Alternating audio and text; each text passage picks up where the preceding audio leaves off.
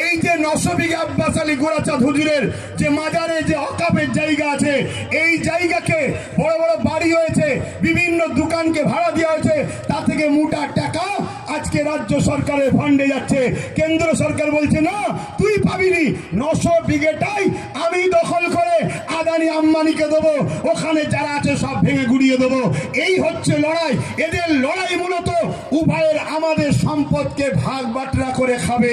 এই জায়গায় বলুন, আমরা যদি আমাদের সম্পদ পেতে চাই, তাহলে কেন্দ্র সরকারের কালা কানুনের বিরুদ্ধে যেমন লড়াই হবে, আমার রাজ্যে যারা ওয়াকফকে দখল করে বসে আছে ওদের উচ্ছেদ করে আমাদের মসজিদের জায়গা, আমাদের কবরস্থানের জায়গা, আমাদের মাদ্রাসার জায়গা, আমাদের ওয়াকফের জায়গা আমাদের ফিরিয়ে নেবার জন্য লড়াইয়ের দরকার আছে না? নাই আছে না? নাই তবেই তো লড়াইটা পারফেক্ট হবে। আমার কথা আপনারা বুঝতে পারছেন না পারেন না?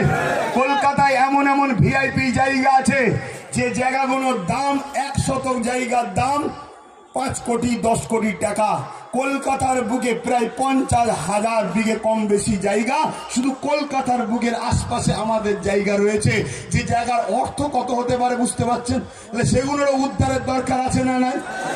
এমন কেন্দ্র সরকার জুলুম করছে, তার কালা কানুনকে আমরা মানছি না। মানবেন নাকি? বলেন মানবেন? শুভেন্দু অধিকারের মতো মানুষ যদি মনে করে যেদেরকে প্রশাসন দিয়ে ঠান্ডা করে দেবো, শুভেন্দু অধিকারী বাবুকে বলে যায়